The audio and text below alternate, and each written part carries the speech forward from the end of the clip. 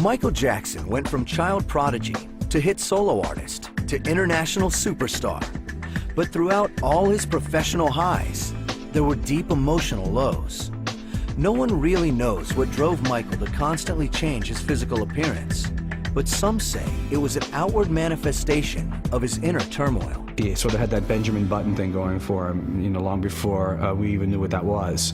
It was as if the older he got, the younger he appeared in his mind and in his thinking. And the plastic surgeries kept getting more dramatic.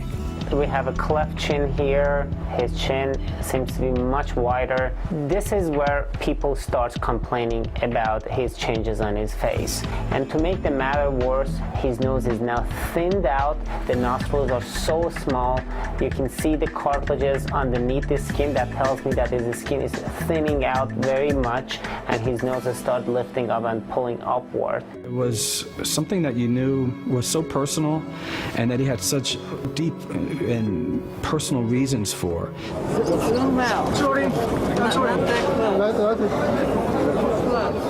Wanting to be perfect is a common symptom in this disorder. That is, most people with body dysmorphic disorder have a desire to be perfect.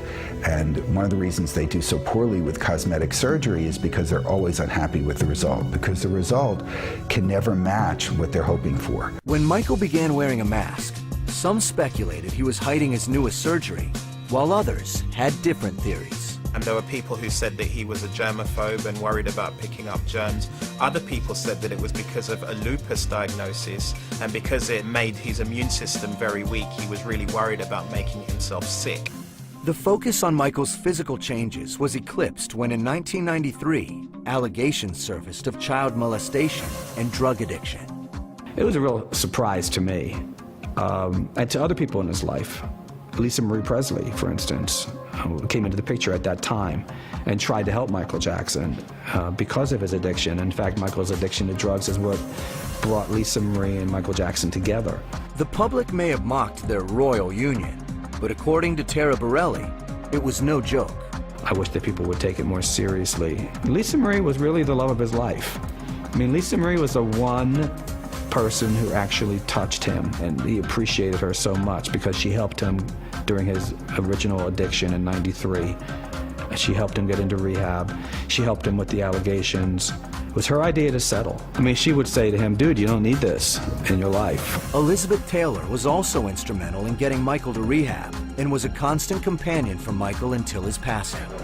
Well, he's one of my closest friends, and we know more about each other probably than any two people. And I love him and he loves me. The next decade was filled with such milestones as a second marriage to Debbie Rowe and the birth of his 3 children. But controversy was never far from Jackson. He was accused again of child molestation and had to endure a grueling trial. 10 years later, those allegations, which resulted in criminal charges against him, which resulted in a court case, that was it. I mean, I think in some ways his life ended the day he took that mugshot. Please keep an open mind and let me have my day in court. I deserve a fair trial like every other American citizen. I will be acquitted and vindicated when the truth is told. And as the trial sort of wore on, we got to see Michael coming into court every day looking worse and worse and worse, and it was just like The Walking Dead. Looking out of it and showing up to court in pajamas, Michael's erratic behavior almost overshadowed the news of his acquittal. I stood there and I thought, man, this guy doesn't even know that he's been found not guilty. He's on so many drugs right now that he's not even here. He's not even present for this moment.